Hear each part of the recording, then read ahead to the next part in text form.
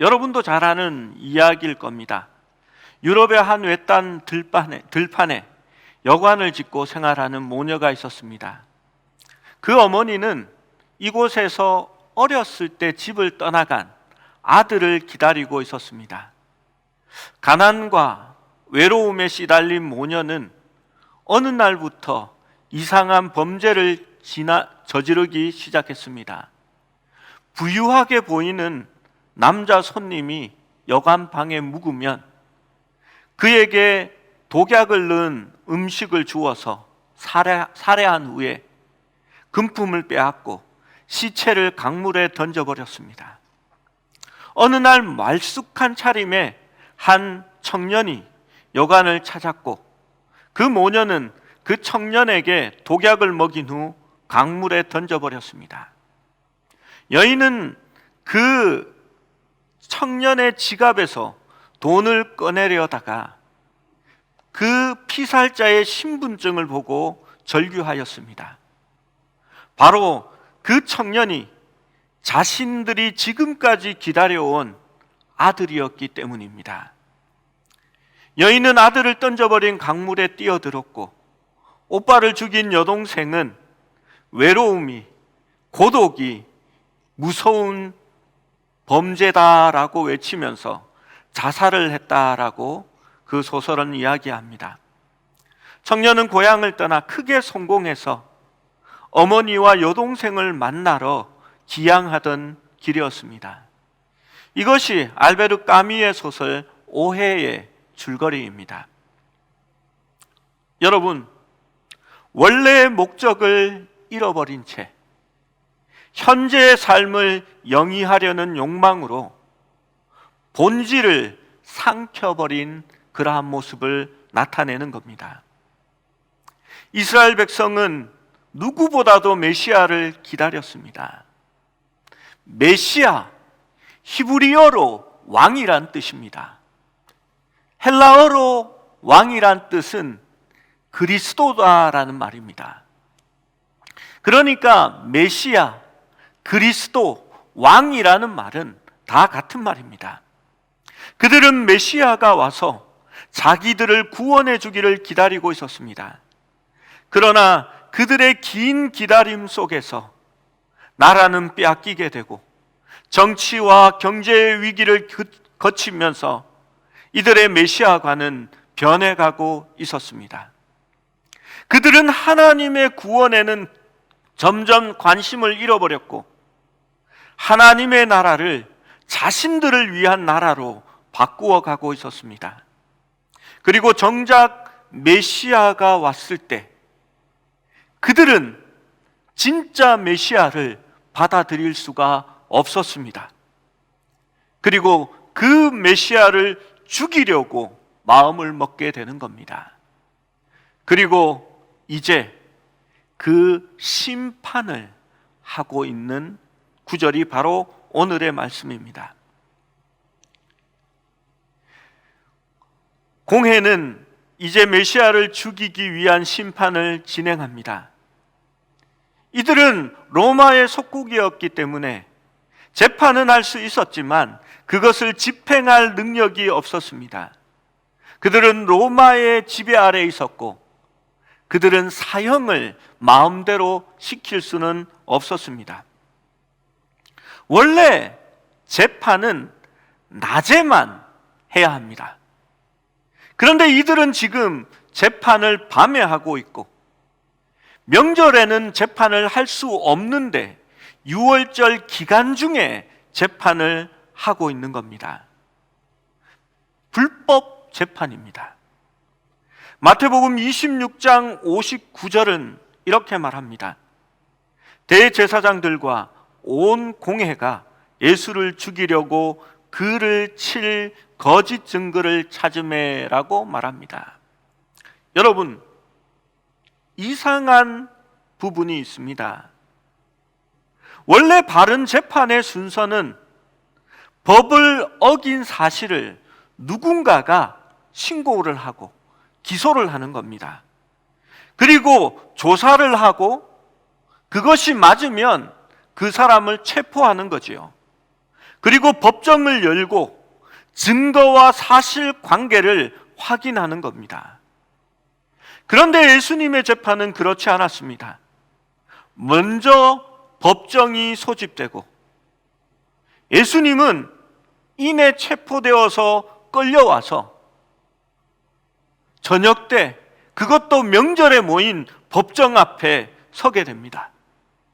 그리고 그때의 사람들은 사형을 시키겠다고 이미 형량을 정해놓고 사형에 맞는 그 제목을 지금 찾고 있는 것입니다.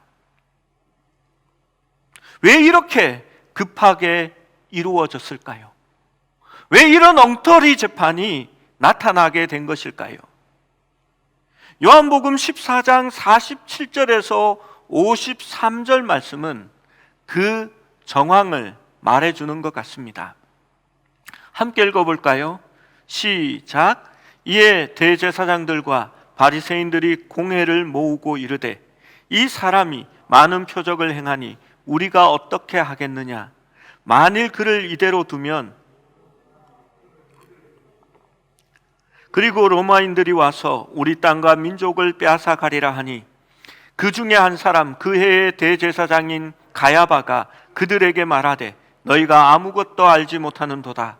한 사람이 백성을 위하여 죽어서 온 민족이 망하지 않게 되는 것이 너희에게 유익한 줄을 생각하지 아니하는도다 하였으니 스스로 함이 아니요 그 해의 대제사장이므로 예수께서 그 민족을 위하시고 또 그 민족을 위할 뿐 아니라 흩어진 자녀의 하나님의 자녀를 모아 하나가 되게 하기 위하여 죽으실 것을 미리 말함이러라. 여러분, 이전에 예수님께서 많은 표적을 행하여 자신이 메시아 되심을 드러냈습니다. 이 사람을 이대로 두면 모든 사람이 믿을 것이다 라고 그들은 말했습니다. 예수님의 표적이 진짜였다라는 것을 스스로 인정한 겁니다. 그런데 그들은 그것을 원하지 않았습니다. 예수님께서 정말 민족을 원하시고 그 민족을 위할 뿐 아니라 하나님의 자녀를 모아 하나가 되게 하기 위하여 죽으실 것을 말씀하셨습니다. 그때의 대제사장 가야바는 그래, 이 사람 하나를 죽여서 우리 민족이 망하지 않게 되면 이것이 너희에게, 우리에게 유익하다라고 생각한 겁니다. 로마인들이 와서 우리의 땅과 민족을 빼앗아 가지 않을 거니까, 내가 살아가고 있는 이 기득권과 유익을, 재산을 그대로 유지할 수 있을 거니까 참된 메시아를 죽임으로 말미암아 자기가 가진 것들을 더 소유하기 원한 것이었습니다. 구약의 율법에 따르면 대제사장은 죽을 때까지 봉사하고 또 가문에 따라서 레위인들이 그것을 물려받아야만 했습니다.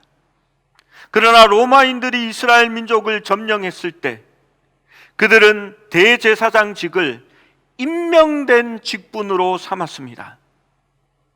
그런 식으로 이들은 그들에게 협조할 수 있는 친로마 성향을 가진 종교 지도자들을 세울 수 있었고 그들을 조정할 수 있었던 것이었습니다. 안나스는 주후 6년부터 15년까지 대제사장으로 일했습니다. 그리고 그의 아들 5명과 그의 사이 가야바가 대제사장직을 물려받게 됩니다. 가야바는 주후 18년에서 36년까지 대제사장을 맡았던 사람이었습니다. 그러나 안나스가 여전히 왕자 뒤에 있는 권세를 행하고 있었습니다. 여러분, 이들은 사두개인이었습니다. 사두개인이라는 말은 부활도 믿지 않고 천사도 믿지 않는 사람들입니다. 이들은 모세 오경을 제외하고는 구약의 다른 말씀도 받지 않았습니다. 이들이 관심이 있었던 것은 예수님께서 성전의 권위를 부인한다는 것입니다. 예수님은 2번씩이나 성전에 관하여서 비판을 하셨습니다. 요한복음 2장 19절에서 22절에는 예수님이 성전에 대하여 하신 말씀이 있습니다. 예수께서 대답하여 이르시되 너희가 이 성전을 헐라 내가 사흘 동안 일으키리라. 유대인들이 이르되 이 성전은 46년 동안에 지었거늘 내가 3일 동안에 일으키겠느냐 하더라. 그러나 예수는 성전된 자기 육체를 가리켜 말씀하신 것이라. 죽은 자 가운데서 살아나신 후에야 제자들이 이 말씀을 기억하고 성경과 예수께서 하신 말씀을 믿었더라라고 기록합니다. 예수님이 빌라도에게 보내지고 헤롯에게 보내지고 또 이렇게 대제사장에 보내질 때마다 그들은 자기의 욕심과 관계된 것만 신문하고 질문합니다. 그들은 성전이 중요했습니다. 왜냐하면 성전을 통해서 그 성전세를 거두어 들였고 성전을 통해서 로마의 돈은 받지 않으니까 다른 돈으로 환전해 주면서 그 높은 수수료를 착복했던 것이었습니다. 예수님은 자신이 하나님과 인간 사이에 궁극적인 만남의 장소인 진정한 성전임을 말씀하셨습니다. 그래서 나의 몸을 허물라. 그리하면 다시 사흘 만에 세우겠다라고 말씀하신 것이었습니다. 마태복음 21장 12절에서 13절은 성전 정결 사건이 한 번 더 나타납니다. 예수께서 성전에 들어가사 성전 안에서 매매하는 모든 사람들을 내쫓으시며 돈 바꾸는 사람들의 상과 비둘기 파는 사람들의 의자를 둘러 엎으시고 그들에게 이르시되 기록된 바 내 집은 기도하는 집이라 일컬음을 받으리라 하였거늘 너희는 강도의 소굴로 만드는도다 하시니라. 그들은 예수님의 행동이 싫었습니다. 자신들을 강도로 말하고 있는 겁니다. 그들은 성전을 통해서 기득권을 계속해서 유지해 나가기 원했습니다. 그들은 현재의 축복받은 삶, 재화의 축적이 계속되기를 원했던 것입니다. 이들이 원했던 메시아는 자기의 배를 충족해 줄 성전과 현 상황을 유지시켜주는 로마가 자기의 하나님이 된 것입니다. 진짜 성전이며 메시아이신 예수님은 그들에게는 그냥 죽여야만 하는 귀찮은 존재일 뿐입니다. 사랑하는 여러분, 예수 그리스도가 진짜 성전이며 교회의 머리가 된다는 것을 믿으십니까? 코로나19로 인하여 우리는 모여서 예배 드릴 수 없는 위기에 처했습니다. 저는 송구 영신 예배를 통하여 이것이 우리에게 주시는 경고이자 희망이라고 말씀드렸습니다. 한국교회는 어느 나라들보다 많은 교회 건물들을 세웠습니다. 그리고 얼마나 많은 사람들이 크리스찬이라고 말하는지 모릅니다. 천주교와 개신교를 합하면 우리 인구의 반이 하나님을 믿는다는 사람입니다. 그러나 우리의 가정과 사회, 이 나라는 변하지 않습니다. 이제 코로나19를 통하여 하나님께서는 교회 건물 중심의 신앙이 아니라 그리스도의 몸을 이루는 여러분 한 사람 한 사람이 성전을 이루어 가야 할 것을 말씀하고 계신 것입니다.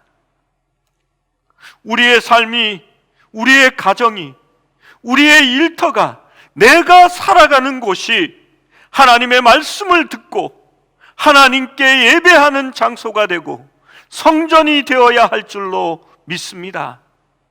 그러면 내가 있는 곳, 우리의 가정, 우리의 지역, 우리의 사회가 다시 그리스도의 나라로 변화될 줄로 믿습니다. 교회 예배는 회복되어야 할 줄로 믿습니다. 그러나 삶이 예배가 되고 우리가 있는 곳이 진정한 예배의 장소가 될 수 있어야 하는 것입니다.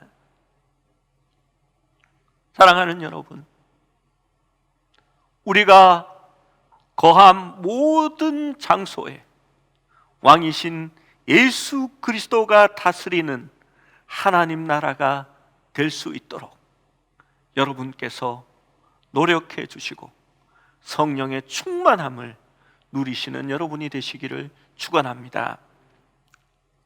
대제사장과 사내들인 사람들은 기득권 제도 앞에서 이미 자리를 잡은 사람들입니다. 이들은 별로 메시아에 대한 갈망이 없습니다. 이들이 원하는 것은 현 체제의 유지이고 그것이 지켜지기를 원합니다.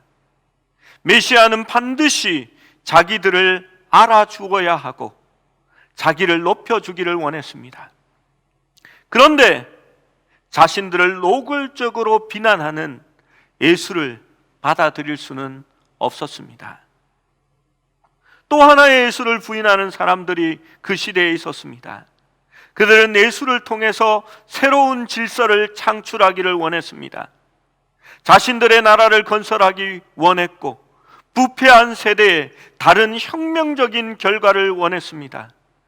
그러나 그도 메시아에 대해서 오해하고 있었던 사람입니다. 여러분, 우리가 말하는 하나님 나라는 이 땅의 정치나 경제의 분배로, 재화의 분배로 이루어지는 하나님 나라는 아닙니다.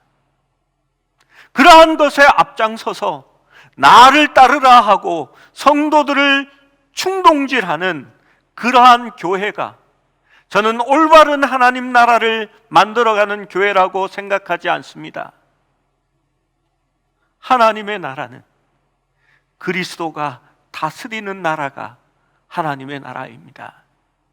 하나님 나라는 여기 있다 저기 있다 하지 못하리니 이미 우리의 마음 가운데 임하였다라고 말합니다. 내가 성령의 충만함을 받고 성령의 다스림을 받고 하나님께서 우리의 마음을 통해서 성령의 열매를 맺어가고 있다면 우리의 마음속에 하나님 나라는 이루어져 가고 있는 겁니다. 그리고 내 삶이 예배가 되어지고 우리가 모인 곳이 하나님의 다스림을 받는 곳이 될 수 있다면 하나님 나라는 점점 더 확장해 나가는 것입니다. 성령 하나님은 절대 여러분의 소유가 되거나 여러분에 의해서 움직여지지 않습니다. 오히려 반대가 되어야 합니다. 하나님을 자기의 뜻대로 움직이려는 사람에게는 하나님은 그들의 메시아가 아니라는 말입니다. 여러분, 성령에 사로잡힌다는 것이 무엇입니까? 수요일날 우리 김전도사님이 잘 설명하셨습니다. 그것은 성령에 충만하여지는 겁니다. 성령에 충만하여지면 성령의 열매가 우리를 통하여 맺혀지게 되는 것입니다. 여러분, 반대로 내 욕심으로 내 소욕대로 그리스도를 움직이려고 한다면 그것은 성령의 소욕과 거스리는 것이고 하나님 나라를 방해하는 것뿐입니다. 많은 사람들이 메시아에 대해서 오해하고 잘못된 왕을 믿습니다. 이것은 심각한 문제라고 할 수 있습니다. 마치 아론이 금송아지를 만들고 거기에 위안과 안위를 얻으려고 했던 것처럼 초월자이신 우리의 왕을 자신의 수중으로 끌어내리고 내가 컨트롤할 수 있는 것처럼 생각하는 겁니다.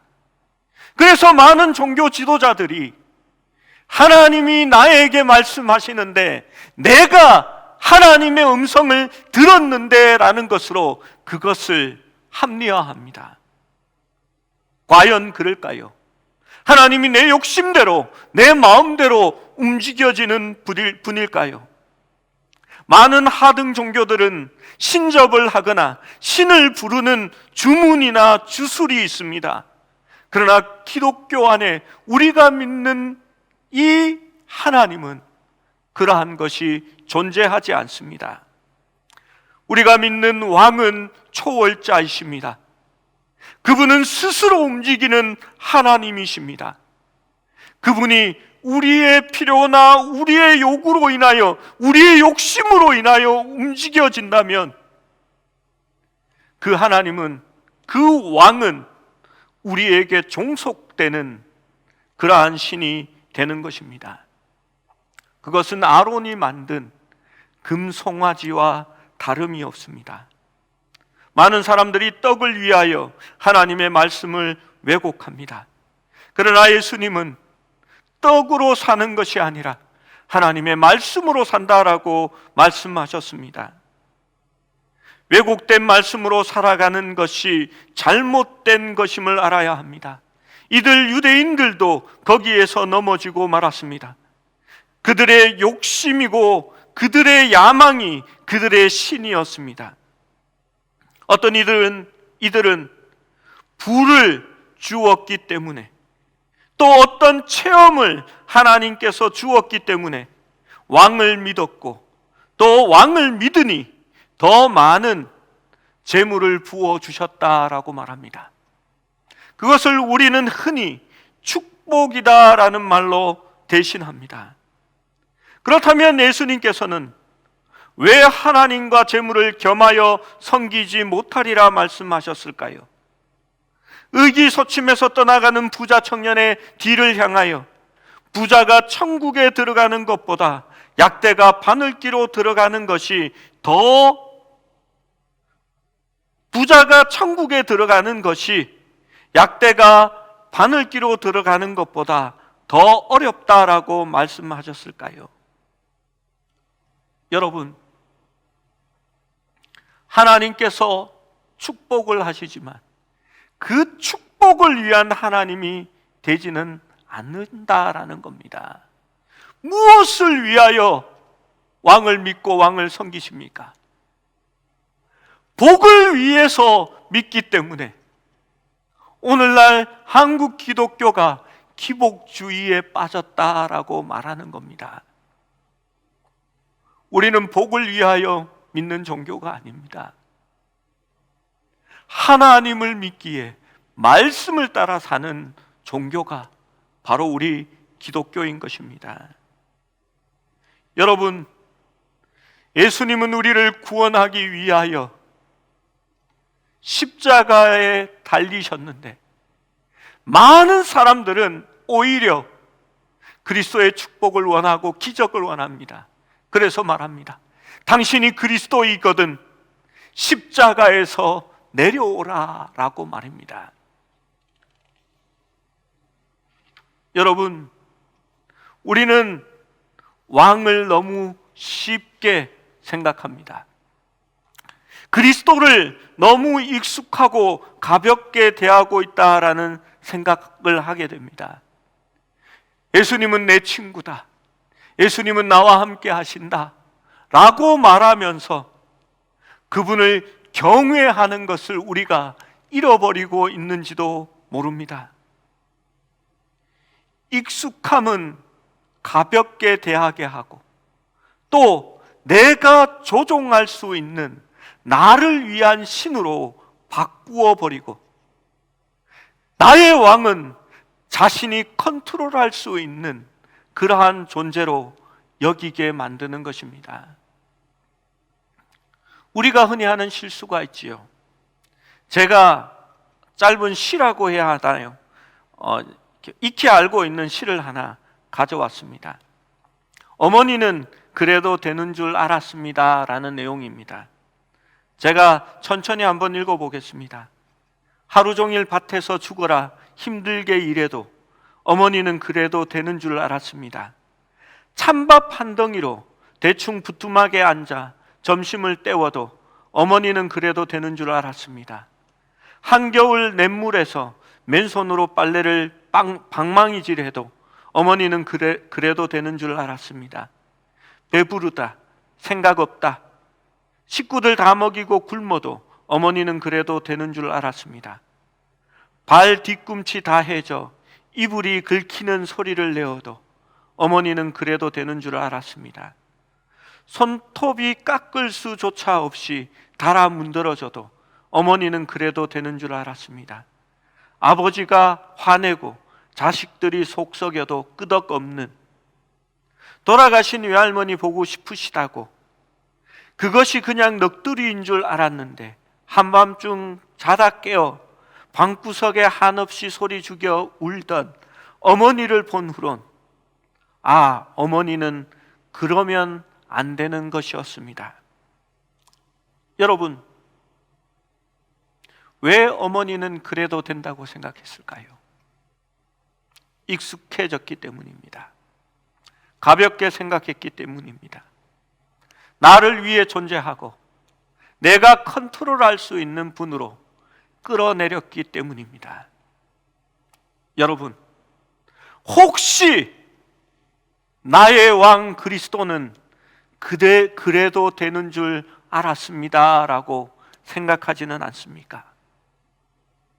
성경은 우리에게 그것을 여러 번 경고하고 있습니다. 여러분, 베레스 우사를 기억하십니까?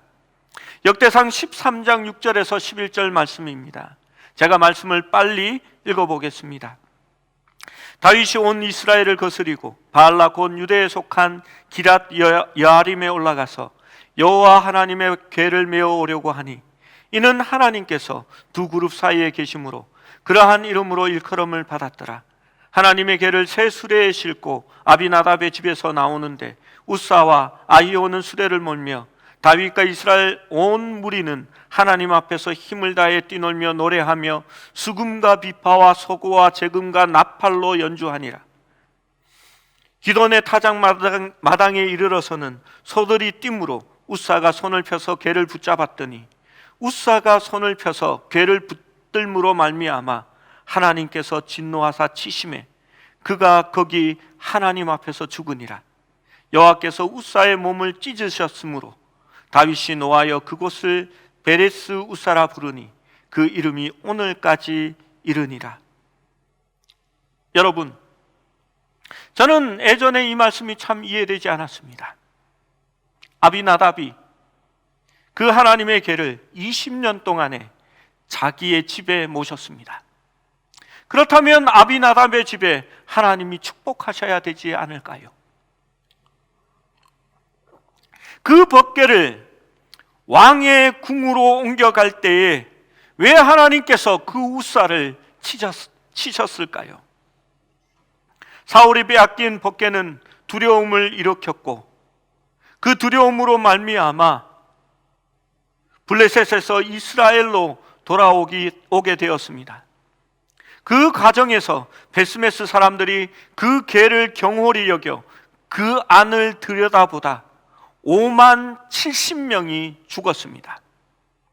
그리고 이 궤가 산에 사는 아비나답의 집으로 옮겨왔습니다. 거기에 20년이 있었습니다. 아비나답의 아들 우사에게는 자기 집에 있던 그 법궤가 너무나도 익숙하고 친근했을 겁니다. 20년 동안 한 자리에 있었던 법궤였으니까요.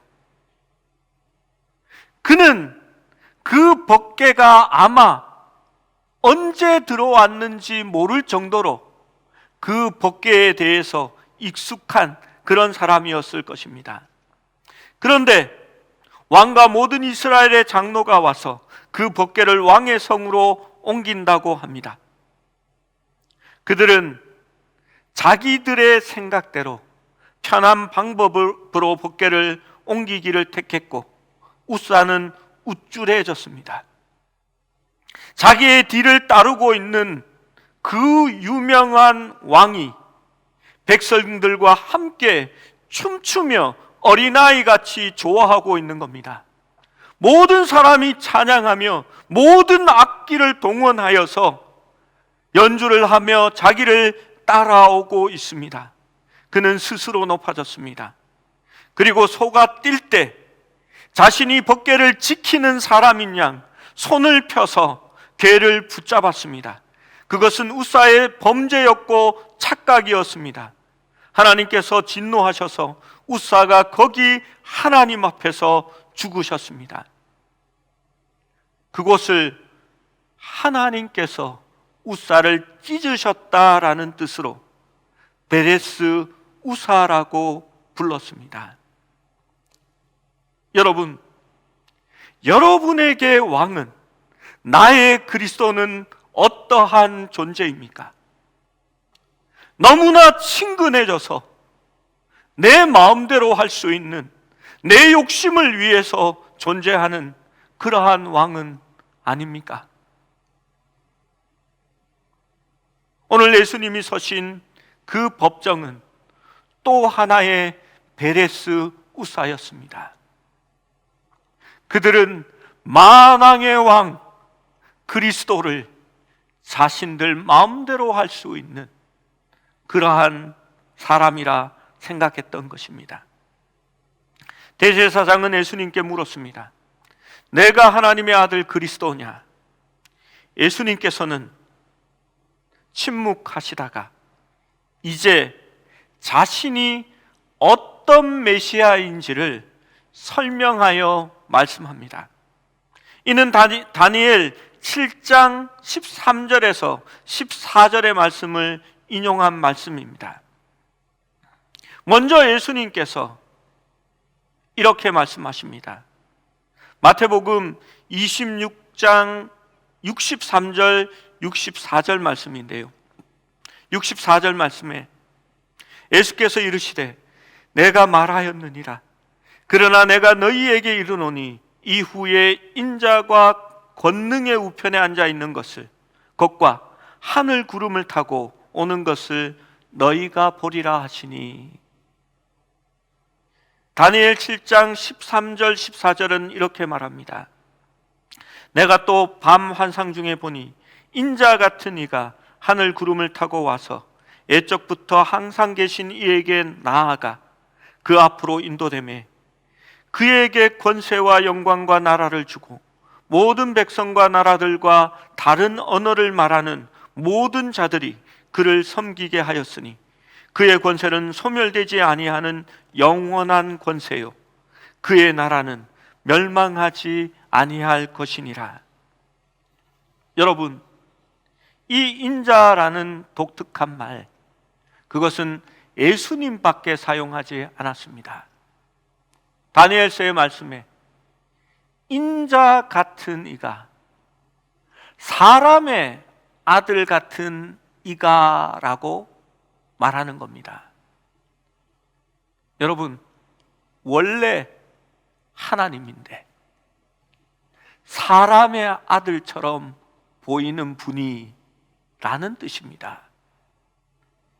사람의 모습으로 이 땅에 오신 만왕의 왕 만유의 주를 가리키는 말입니다.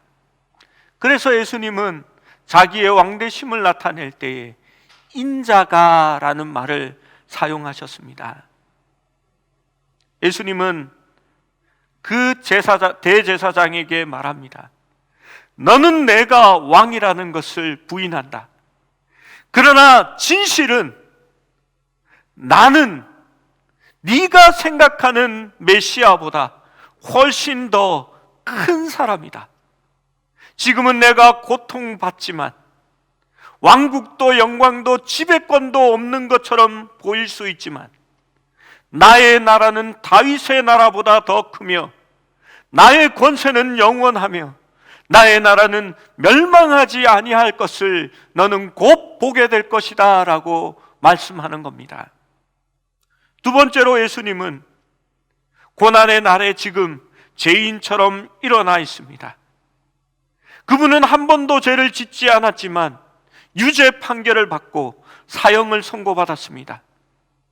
예수님께서는 대제사장에게 지금은 내가 서 있으나 장래에는 하나님 우편에 앉아 있을 것이다 라고 말합니다. 그날은 피고가 되지 않을 겁니다. 그는 다스리고 심판하시는 판결자가 되어 있을 것입니다. 마태복음 25장 31절은 인자가 영광 가운데 오실 때에 모든 천사가 그 영광스러운 보좌에 천사가 있을 것이며 그는 그 영광스러운 보좌에 앉을 것이며 온 세상을 심판할 것을 말씀하고 있습니다.